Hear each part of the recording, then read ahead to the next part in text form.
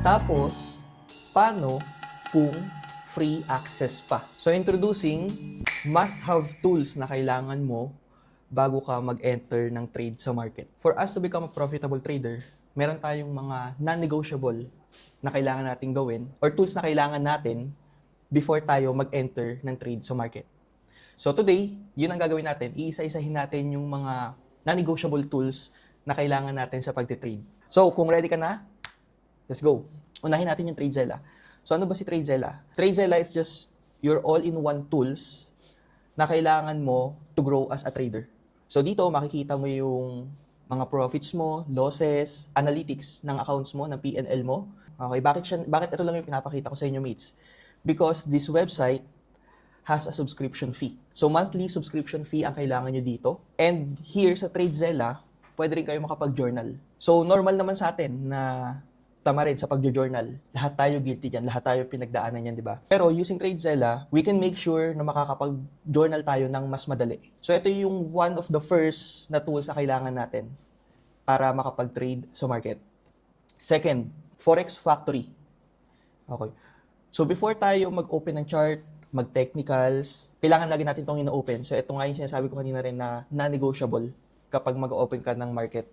Dahil dito, makikita natin yung mga high impact news. So makikita nyo dito, ayan, mga red folders, okay? So red folders means high impact news. Bawal ka mag-trade. So kahit gaano kaganda or gaano kataas yung strategy mo, or kahit gaano kataas yung win rate ng strategy mo, kapag may red folder, much better na umalis ka na lang sa market. Especially if beginner ka. So yellow folder, yan lang naman yung mga normal news. So wala naman siyang impact. And then orange, so medyo somehow may impact siya sometimes. And then kapag nakakita kayo ng gray folder sa Forex Factory, it means na holiday sa bansang yun. Ang pinaka-importante lang dito guys is yung red folder and yung gray folder. So kapag gray folder, ibig sabihin walang move yung market, kaya much better na iwanan nyo na lang. Kinabukasan na lang kayo, sa other days na lang kayo mag-check ng markets. Pero yung red folder, ayan. Yan yung sinabi ko na kanina, kahit anong ganda ng analysis mo, kapag tumapat yan sa red folder, magugulat ka na lang. Breach na yung account mo, lalo na pag wala kang stop loss. Okay, so ito yung sa Forex Factory. That's the second one. Third, okay, may ChatGPT tayo.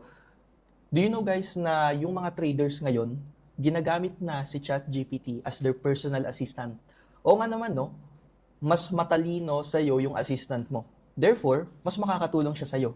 Mas mapapabilis yung progress mo maging profitable trader. Okay, ang downside nga lang sa ChatGPT, syempre, all-in-one siya. Hindi lang siya about trading. So, nandyan yung business, business idea, o kaya naman pagbibili ka ng bike, di ba? Tatanong ka, or kaya car, di ba? So, nandyan siya lahat, all-in-one, kumbaga sa ChatGPT. Yun lang yung pinaka-downside niya. Pero pwede nyo siyang gamitin as a personal assistant sa trading journey nyo. So, personally, ginagamit ko si ChatGPT para sa trading ko. So, effective siya for me. Okay, before yan yung ginagamit ko. Later guys, papakita ko sa inyo.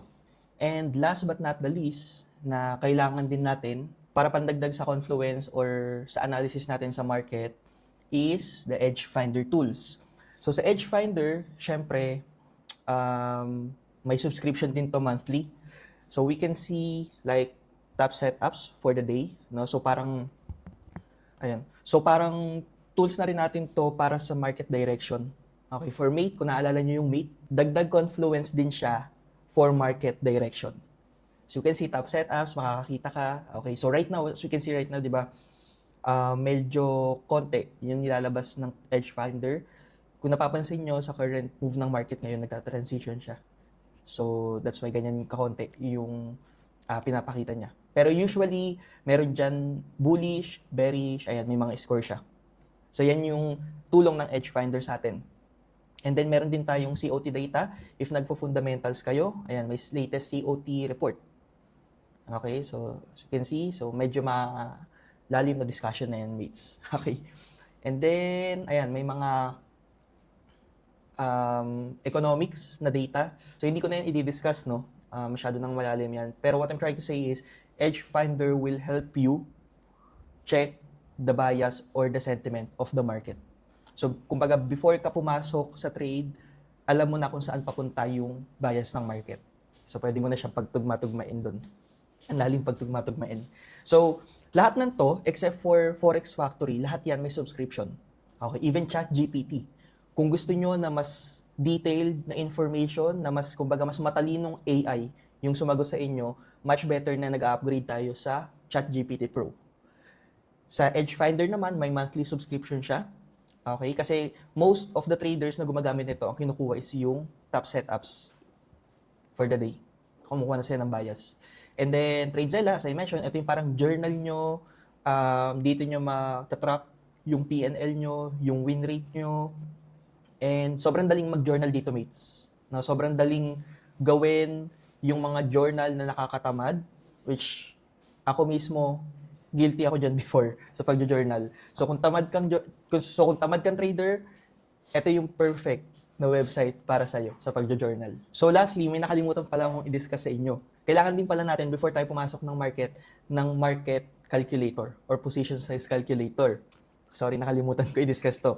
So ito, position size calculator guys, or mates, dito tayo magka-calculate ng lot size. So non-negotiable din to. Hindi tayo pwede manghula lang ng lot size. Okay, dahil alam nyo naman na risk management is one of the fundamentals na kailangan natin para maging profitable traders. So, if huhulaan mo yung lot sizing mo, possible na masunugan ka ng account. And therefore, ang possible na mangyari niyan is masunugan ka ng account. Diba? So, using this calculator, we can use Baby Peeps or sa mga pro firms. There are lots of calculators out there, guys, pagdating sa position size calculator. So, etong position size calculator, ito yung ginagamit ko talaga since then dahil sobrang simple niyang gamitin. So, papakita ko lang sa inyo. Currency pair, kunyari, XAU USD. So, nandyan din yan. Account size, let's say, 100,000 account. Tapos, ace ratio, let's say, 0.5% lang. Pips mo na stop loss, let's say, 30 pips. Or, sorry, 300 pala, nakalagay doon. Okay, so makikita natin dito may lot sizing na kagad tayo.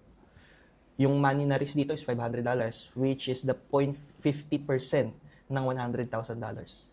Diba? Sobrang easy. So, kapag nakuha mo na yan, pasok ka lang ng MT5, lagay mo yung lot size, yung tamang lot size mo, 1.67, then buy sa gold. Total tools na kailangan pala natin kapag papasok tayo sa trading or mga components para maging profitable traders tayo, meron pala tayo ngayong 5.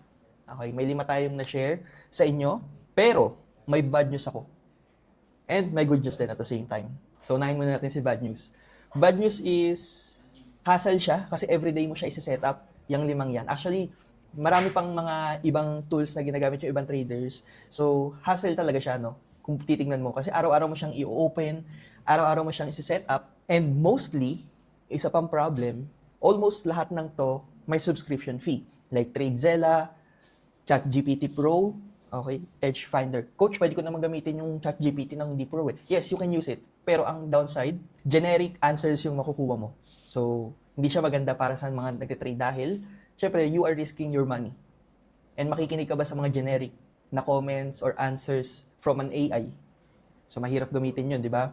So, that's why I recommend using Pro sa ChatGPT. So, may monthly subscription siya.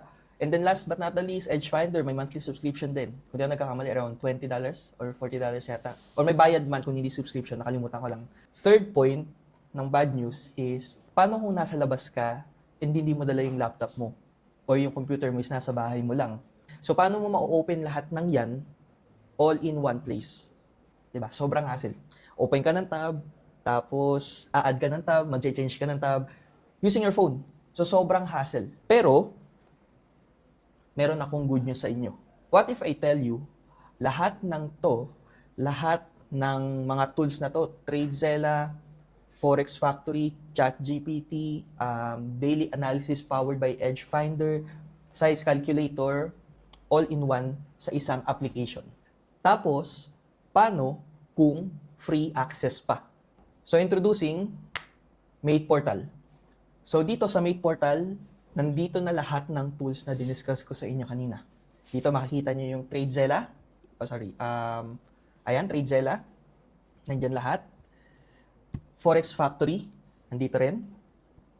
Mate AI. Kagandahan nito, nakafocus lang siya sa trading. Ang kagandahan nito, itong AI na to is nakafocus lang sa pagtitrade nyo. So, hindi siya generic like ChatGPT. Ano pang nandito? May position size calculator din tayo. Okay. Coach, ano yung Edge Finder dyan? Edge Finder, meron tayong daily charts powered by Edge Finder na ginawa ng mga coaches natin. Mga possible setups for the day. Kung sa Edge Finder, ang makikita nyo lang is mga ganyan, kung anong bias. Dito, ginawa na siya ng mga coaches natin. Ayan, so makikita natin si Coach Edu. Nag-post kaninang umaga ng possible market move using the MATE strategy. So meron tayong picture dito from TradingView and then explanation. Diba? Spoon feeding na yung nangyari dito. Pero all-in-one talaga siya. Ginawa siya para sa mga traders. And so for now, mates, yun lang yung isi-share ko muna sa inyo. Okay, bibitinin ko muna kayo dito. And if interested kayo na magkaroon ng access, click the link below and don't forget to subscribe and like this channel.